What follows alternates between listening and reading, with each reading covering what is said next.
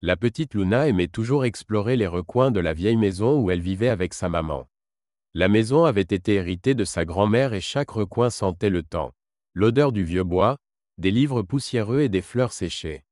Mais l'endroit le plus mystérieux était le grenier, sombre et rempli de vieilles boîtes couvertes de toiles d'araignée.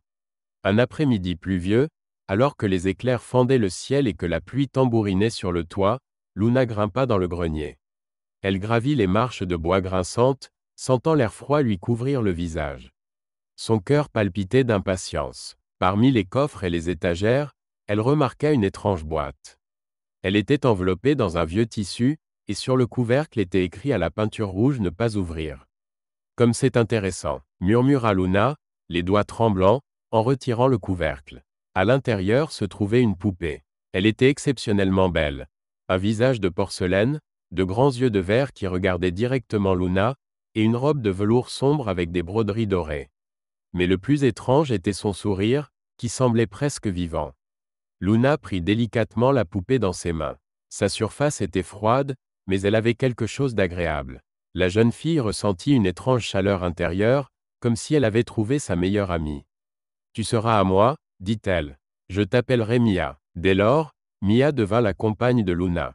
La jeune fille l'emmenait partout.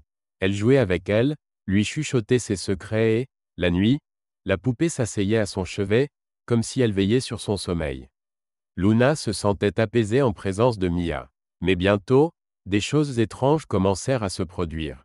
Un jour, alors que Luna avait fait tomber une assiette dans la cuisine et qu'elle craignait que sa mère ne la gronde, Mia l'a aidée. L'assiette, qui avait été mise en pièces, était intacte et à sa place le lendemain. « C'est toi qui as fait ça ?» demanda Luna à voix basse, en regardant la poupée. La poupée souriait, ses yeux brillaient comme si elle en savait plus qu'elle ne le devrait.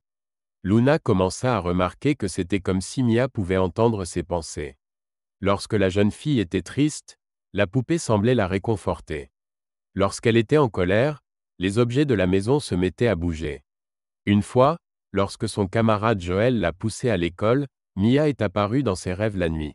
« Je peux t'aider, Luna, » lui a-t-elle chuchoté. « Dis-moi simplement ce que tu veux. » Le lendemain, Joël est arrivé à l'école avec une chemise déchirée et d'étranges égratignures sur les bras.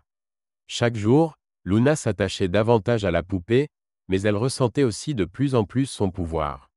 Mia l'aidait à éviter les punitions, à corriger ses erreurs et même à la protéger de l'injustice. Mais à un moment donné, la poupée commença à imposer ses propres conditions. « Tu dois m'obéir, Luna, » dit-elle un soir, alors qu'elle était presque endormie. Sa voix était aussi calme que le bruissement du vent. « Je suis ton ami, mais les amis ont aussi besoin de loyauté. » Luna sentit un frisson lui parcourir le dos, mais elle acquiesça. « Bien sûr, Mia, j'obéirai. » Mais les exigences de la poupée devenaient de plus en plus étranges.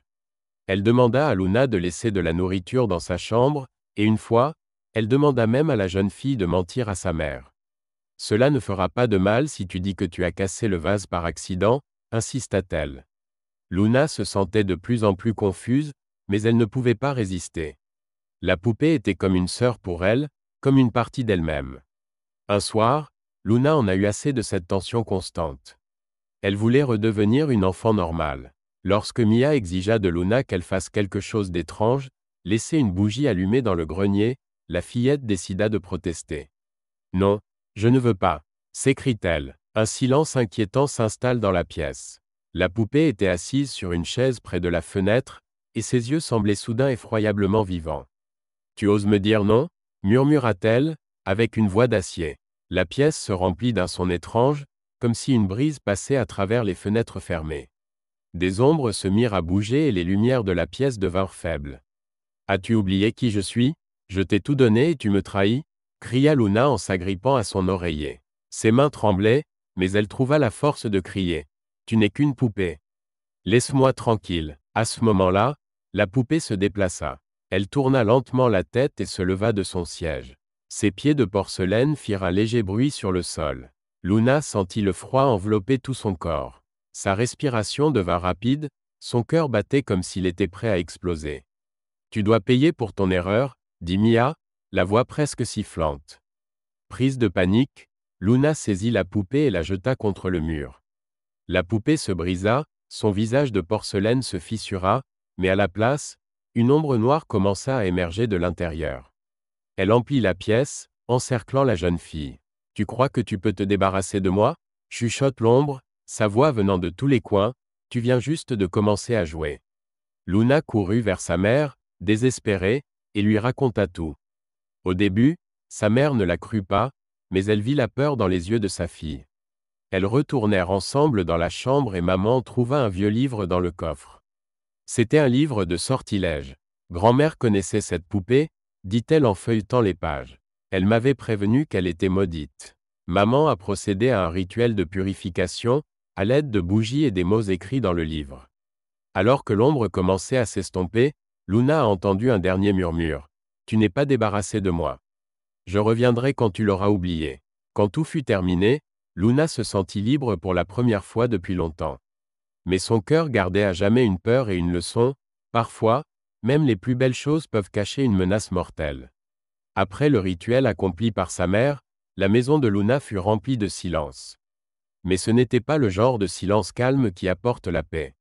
C'était un sentiment de vide, comme si l'espace lui-même retenait son souffle, dans l'attente de quelque chose de nouveau.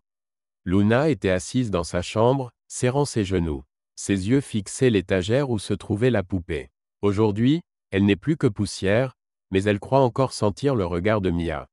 Froid, pénétrant jusqu'à son âme. « Tu l'as battue, ma fille ?» dit maman en serrant Luna dans ses bras. Elle ne reviendra pas, mais Luna savait que ce n'était pas vrai. Quelque chose en elle lui disait que cette histoire n'était pas encore terminée. Chaque soir, avant de s'endormir, elle entendait un murmure à peine audible, des mots qui semblaient provenir de ses propres pensées. « Tu aurais dû m'écouter » disait une voix aussi douce et berceuse que le bruissement des feuilles. Une nuit, alors que la pluie tambourinait à nouveau sur les fenêtres, Luna se réveilla avec une étrange sensation. Il lui sembla que quelqu'un se tenait à côté de son lit. Son cœur battait si fort qu'il semblait résonner dans toute la pièce. Elle tourna lentement la tête et se figea. Une ombre clignotait dans le coin où se trouvait toujours son ancienne armoire. Elle ne bougeait pas, mais Luna savait qu'elle l'observait. La jeune fille serra la couverture si fort que ses doigts devinrent blancs. « Qui est là ?» demanda-t-elle, la voix tremblante. Une ombre s'avança, et Luna vit que ce n'était pas seulement l'obscurité. C'était la silhouette d'une poupée. Mia, son visage, auparavant brisé, était désormais couvert de fissures d'où suintait une fumée noire. Ses yeux de verre brillaient comme des étoiles dans la nuit. « Tu ne peux pas te débarrasser de moi » dit-elle, sa voix résonnant dans toutes les directions. Luna sortit de la pièce en criant, ses pieds s'en mêlant presque dans la couverture. Elle se précipite vers sa mère, mais celle-ci est déjà à la porte. Son visage était effrayé. « Je l'ai vu aussi » chuchote maman. Elle revint. Le matin, maman appela une vieille femme du village, que tout le monde appelait Baba Câlin. Elle était connue pour sa connaissance des esprits et des malédictions. Lorsque Baba Câlin entra dans la maison, elle s'arrêta immédiatement, aspirant l'air avec son nez. « Cette maison est infestée, » dit-elle d'une voix rauque. « La poupée est entrée en contact avec toi, ma fille. Elle fait maintenant partie de ton ombre. Comment puis-je m'en débarrasser ?» demanda désespérément Luna en serrant la main de sa mère. La vieille femme secoua la tête. « Ce ne sera pas facile. Tu dois l'affronter et renoncer à son pouvoir. Mais n'oublie pas que si tu fais une seule erreur, elle t'enlèvera pour toujours. » Baba Câlin prépara le rituel. Elle alluma des bougies noires dont la fumée emplit la pièce d'une odeur amère. Un cercle de sel est tracé sur le sol, et au centre se trouve la même poupée fêlée. Luna s'assit en face d'elle, les mains tremblantes mais le regard fixe. « Tu dois lui parler, » dit Câlin, « mais ne montre aucunement que tu as peur. Si tu cèdes ne serait-ce qu'un instant, elle te dominera. » Lorsque le rituel commença, l'air de la pièce devint aussi froid qu'un matin glacial. Les ombres sur les murs se mirent à bouger et la lumière des bougies s'affaiblit. La poupée se leva brusquement, ses fissures produisant un étrange grincement. Mia regarda directement Luna, et son sourire était plus large que jamais. « Tu joues encore avec moi ?» dit-elle, sa voix était douce, mais on pouvait y entendre la menace. « Je n'ai pas peur de toi » dit Luna avec fermeté, même si son cœur battait si fort qu'elle avait l'impression qu'il allait éclater. Mia pencha la tête, comme pour l'étudier. « Tu mens » murmura-t-elle. « Je peux sentir ta peur. » Luna inspira profondément, se rappelant les paroles de Kaluna.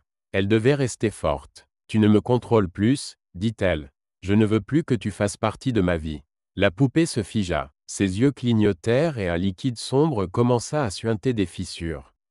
Tu vas le regretter, siffla-t-elle. Luna saisit une poignée de sel et la jeta sur la poupée. Elle cria, la voix basse, comme une créature des profondeurs. Elle commença à fondre et son corps tomba en morceaux. Une fois le rituel terminé, la pièce redevint chaude. Les ombres disparurent et la poupée se transforma en poussière, que Câlin ramassa et emporta avec elle. Tu es une fille forte, dit-elle à Luna avant de partir. Mais n'oublie pas que la force exige toujours de la prudence. Ne fais plus jamais confiance aux choses qui promettent trop. À partir de ce moment-là, Luna ne joua plus jamais à la poupée. Son enfance devint calme, mais avec une pointe de sagesse que les enfants ont rarement. Elle comprit que l'amitié et la force ne se trouvent pas dans un jouet. C'est quelque chose qui grandit à l'intérieur de soi si l'on croit en soi. Pensez-vous que Luna aurait pu agir différemment? Faites-nous part de vos réflexions dans les commentaires. Abonnez-vous à notre chaîne pour découvrir d'autres histoires qui vous couperont le souffle et vous feront réfléchir aux choses les plus importantes.